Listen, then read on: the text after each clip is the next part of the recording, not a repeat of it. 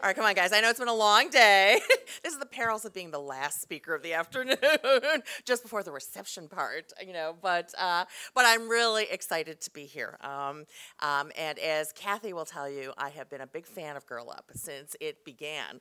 When I first got to Washington, it is, what you all are doing, is so great. I mean, I know there are a lot of things. Remember, I have a 16-year-old daughter, so I know there's a lot of things competing for your time and attention at your age. There's schoolwork, there's sports, there's college prep, there's Pretty Little Liars, right? I know, I know. There's The Voice. Yeah, that's what. So it means a lot. I think that you are taking the time to be here, to take your precious time and energy to work for Girl Up, to engage the world, and to really show the power of girls' leadership. It is so important what you're doing. What you are doing will literally change the world. You are embarked on a journey that will change the world. You're going to make things better for your family, for your friends, but really importantly for thousands of girls you may never meet around the world. And I want to talk about that. I want to talk about engaging the world, and I want to talk about girls' leadership with you all. Because right now, engaging the world is not really easy to do. Too often as Americans, engaging the world has meant conflict, and we're just coming out of 10 years of war. So that's an understandable feeling, where really thousands of our men and women and their families have made tremendous sacrifices during the last decade, and many have paid the ultimate sacrifice. Or sometimes we think about the perils of the global economy. Right? And we think about U.S. jobs going overseas. We think about what's going on with the economy in Europe, and is that going to tank our economic recovery? But there's really no escaping that we're part of the globe. Right? It's always been that way, but I think the changes in our modern world has really underscored how interconnected the world is. We see it every day. So when the polar ice caps start melting, it's not just Scandinavia or Iceland that's going to feel it. North America's going to feel it. When there's an earthquake and a tsunami that hits Japan, we get debris washing up on the shores of California. When a factory collapses in Bangladesh, what's inside the factory? It's clothes for Joe Fresh, and it's clothes that are coming to Walmart. And even more, our tools of connectivity, and you guys are much better. Kathy was just asking me, am I on Twitter? And no, I'm not on Twitter, but you guys all are. So you are connected, and you see the world in ways that were unimaginable even 5 years ago. And so the people around the world, they're not just nameless, faceless folks. You can be in touch with them. You can know their stories. They're not just the statistics in your world geography book, and that's how you can care about them. But the statistics, and let me start there, they're pretty startling, and you may have heard a lot of these already in the work that you're doing. There are 600 million adolescent girls in developing countries, and they are overwhelmingly less educated than boys. In fact, 70% of the youth around the globe who are not in school are girls. In sub-Saharan Africa, only 17% of girls enroll in secondary school. These disparities in education lead to a life of poverty and deprivation. In parts of the world where girls have less education, they're more likely to marry early. 1 in 7 in developing countries marry before the age of 15. There are 14 million girls ages 15 through 19, so the girls that are right in your age group. They give birth each year in developing countries, and the medical complications from pregnancy are the leading cause of death among these girls. But we also know that girls are our greatest promise. They're our greatest promise for the future of the world. And doing things like investing in girls' education, healthcare, leadership, empowerment, those are the things that can pay off, not only for these girls, but for their families, their countries, and the world. So, for example, an extra year of primary school boosts the eventual wages that a girl can earn over her lifetime by 10 to 20%. If she gets an extra year of high school, she can raise her wages by 25%. When a girl in a developing country receives over 7 years of education, she marries 4 years later. She has fewer children. And when 10% of the girls in a country go to high school, the economy, the overall economy for the entire country, goes up by 3%. And because investing in girls and women are so important to the world, President Obama, 2 years ago, when the countries of the world gathered at the UN, he challenged the world to step up and promote the political and economic empowerment of women and girls. And last year when the UN met, we met that challenge, and when we launched something called the Equal Futures Initiative with Secretary Clinton and the leaders of over a dozen countries. So Equal Futures is a unique effort to highlight and support the domestic achievements and aspirations of countries to benefit women and girls by lifting up and challenging one another. So we make our own commitments here in our country, and then we challenge other countries as we tell each other what we're doing. We have now 21 countries that have joined us, and the objective, as in the president's own words, is to, as he says, break down economic and political barriers that stand in the way of women and girls. That is what our commitment to human progress demands. And he often says, and I quote, "The single best indicator of a country's prosperity around the world is how does it treat its women? Does it educate that half of the population? Does it give them opportunity? And when it does, you unleash the power of everyone, not just some." So it's an exciting process to witness, as we did just this past April. We had another meeting of the Equal Futures. Now it's 21 countries. What happens is the senior ministers, in this case the finance ministers, who don't always usually talk about women and girls issues, sat around the table together with our Secretary of the Treasury, Jack Lew, and with Valerie Jarrett, the chair of the Council on Women and Girls. And it's remarkable to watch these ministers, 21 countries, go around the table and tell what they're doing to promote the economic and political empowerment of women and girls. And it's fun because you can see the first couple of countries, and we usually have the Scandinavians go first, and some of the Australia, UK countries, and they're laying out these great things that they're doing for women. And you can see all the other ministers who are in the second half of the meeting scribbling and talking to the guys behind them, saying, all right, what more can we say? What else can we say? And that was, of course, the idea about Equal Futures, that we would challenge each other to do more as we learn from each other to do better. And I have to say, as Kathy mentioned, really being part of Equal Futures and being part of the White House Council of Women and Girls is not something I planned on or expected.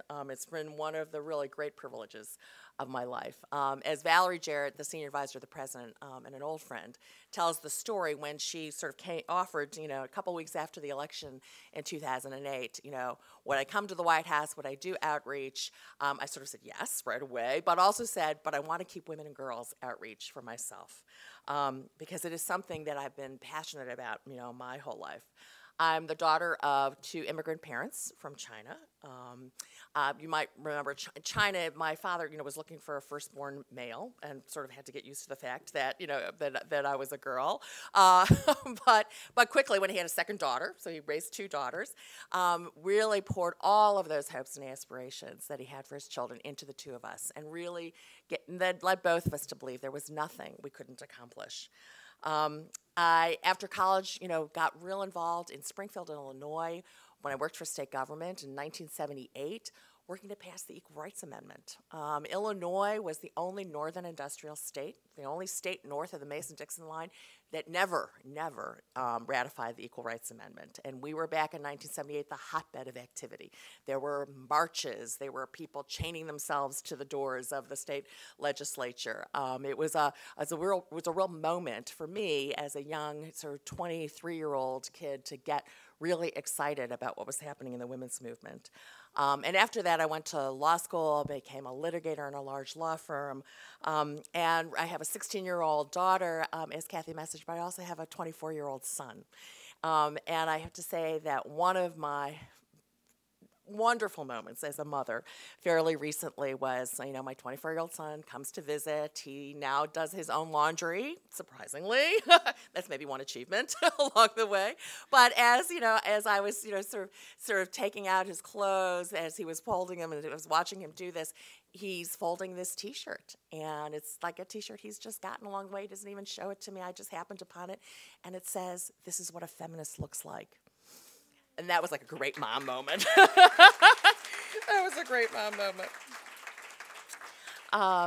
And, so from that, I've really made, in addition to being a lawyer, working on women's issues has been one of the great, I used to call them my extracurricular activities that I did. So working on things like fighting criminal sexual assault and working to get more women elected in office. It's been one of my great joys, and I will tell you that you are embarked, even today, on this kind of a conference where you can meet other women and girls who share your ideas. They become your lifelong friends. These are my best friends. Are the friends that I went through the ERA struggles with that I wrote the Illinois Criminal Sexual Assault Act with, that I worked to get more women elected, like Jan Schakowsky, into Congress. Those are some of my most dearest friends and my greatest passions. And so now, as Kathy mentioned, I've really had the extraordinary, unforeseen privilege of being in the White House and being able to work on women and girls issues, no longer as my extracurricular, but as part of my day job, and to sort of be a part of what this administration has done. What the White House Council on Women and Girls is, just so you know, it's something that President Obama created in March of 2009, so just a few months after taking office, in which he created a council of the entire federal government, so it's all of the cabinet agencies and all the major White House offices, to really make sure that each and every part of the federal government pays attention to the needs of women and girls, no matter what they do, and each part of their daily jobs. And I have to say the cabinet's been wonderful at stepping up and doing that. So, you know, whether it's talking about health reform and making sure that health reform really addresses the needs of women's health care. And before health reform, can you imagine that there were actually insurers who didn't cover maternity care because, gee, getting pregnant if you were a woman was a pre-existing condition, so they don't have to cover it. So you had health insurance companies. That's no longer going to happen, but that's one of the things that used to happen. Or we've been working to get equal pay for equal work. And today, who knows what today is? Today is the 50th anniversary of the day when President John F. Kennedy signed the Equal Pay Act into law, this very day.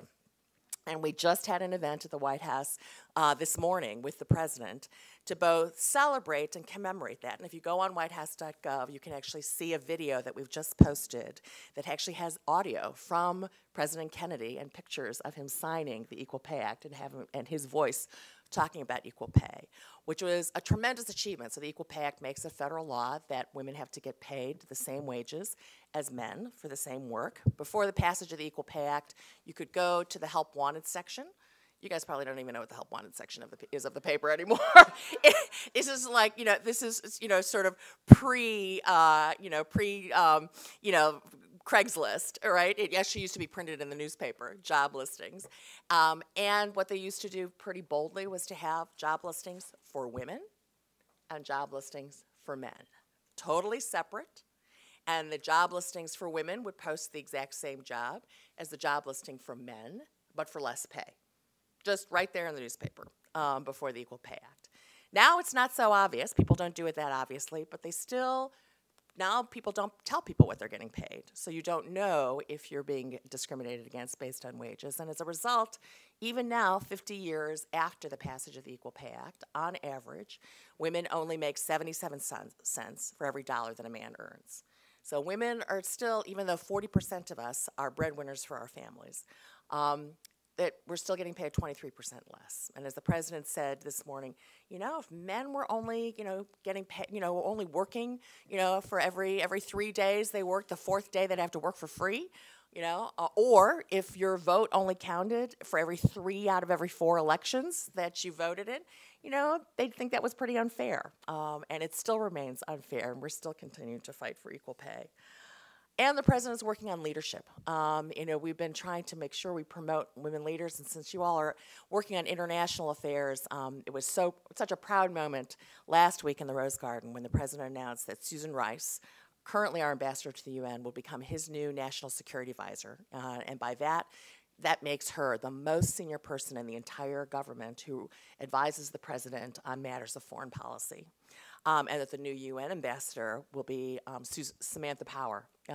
And Susan and Samantha are not only two amazing women in the field of foreign policy, a field like many fields, but that field in particular that's dominated mostly by men, but they have been really outspoken, incredible champions for women and girls around the world. So it's a very exciting time for us to have both of them coming into leadership. And why does it matter? So why does women's leadership matter, girls' leadership that you guys are all here for? Well, we know, and these are statistics, again, that are still pretty startling, that even though women are half the population, 2013, 237 years after the founding of the Republic, we're only just now at a point where women are 20% of the Senate. They're only 18% of the House. They're only 24% of state legislatures. Even worse, women are only 10% of governors. They're only 17% of mayors of big cities. And there's similar, numbers in business. So the law profession that I'm in is only, the top partners are only 15%. This sort of 15, 17% number pops up a lot when you talk about the number of women in leadership, and it's so prevalent that Gina Davis, the actress Gina Davis, has been a champion in doing studies of what happens in how many characters are there in Disney movies that are women and girls, and she found there's only 17% of speaking parts, for example, in kids movies that are girls. And she says, the 17% number shows up a lot everywhere, and it's but when you tell men that it's only 17%, they said, oh, but there's women everywhere. They're really everywhere in the movies, and they're everywhere in Congress. They're really not. It's only 17%. And so it matters to have women in these positions, and we know that it matters, and women can be more successful. So I'll give you one statistic that also matters. That when you're talking about, so what's a measure of success in our world? So how much money do you make, right? Well, boards, so corporate boards that have more women on them compared to boards that have no women on them. Guess what happens with those? Those boards with women outperform in terms of results, financial results, boards by 26% across the globe, even in a time of fiscal crisis. So women are more successful across the board as investments. And yet that's why I'm so glad you're all here. Because what you are doing right now in learning about girls' leadership and learning how to speak out for yourself and for those thousands and millions of girls around the world is what's so important and what is going to be the key to our future. Now, I'll be a little honest. I'm really proud of you for being here and stepping up, but it's also going to be kind of hard. Because a lot of times people are going to look at you and say, why are you spending your time on this? And it doesn't really matter what happens in Bangladesh to what's happening, in our little town, in Ohio or in Illinois. And they're going to be you'll be walk into a room and it'll be nothing but men in there. And they'll wonder, well, what are you doing here? And what do you have to offer? And I've been there. I'm in there at those rooms today, even, where you walk in. And I may come from the White House, but they're still wondering, what are you doing here? And why are you here? And what I have to say to you is you have confidence in yourself. You are here. You've taken giant step already at the young age that you are to be here in Washington, to learn the things that you're learning at this conference, to be engaged and take that kind of leadership on even now. You will go so far, and you have to have that confidence in your own voice and use that voice. And don't let other people tell you not to use it. Don't let people sort of ignore you. If you get ignored, just keep after it. Just keep persistent. And, as Valerie Jarrett just said to the graduating class at Wellesley, she said, let success be its own revenge at the end of the day to all of the haters and the folks who would try to bring you down. Be successful and be a voice for yourself, for your family, for your friends, for your school, for your community, and really for all those girls around the world that I am so thrilled that you're engaged with. And stay engaged. Stay engaged with the world, even when it's hard. I will tell you that in the administration, we're doing our bit to stay engaged. You come at a pretty interesting time because on Sunday, the President and the First Lady will leave for the first of 2 trips they're making this month. They'll be leaving on Sunday for Ireland, where the President will take part in the G8 Economic Summit, and the First Lady will visit Ireland. And then they go on to Germany. Then they come home for a few days. And then they leave to go to Africa. They'll go to Senegal, to South Africa, both to Johannesburg and to Cape Town, and then end the trip in Tanzania. And I encourage you to follow us. First Lady's going to be on Twitter. She'll be blogging about it. I encourage you to follow the trip and learn about these countries, learn about the girls in those countries, and what they're going through to sort of get ahead, to get an education, even as we are meeting them and learning about them as we go on our trips. So congratulations, first of all, for being here, for the wonderful experiences you were having. And I am really so proud to be here with all of you. So thank you.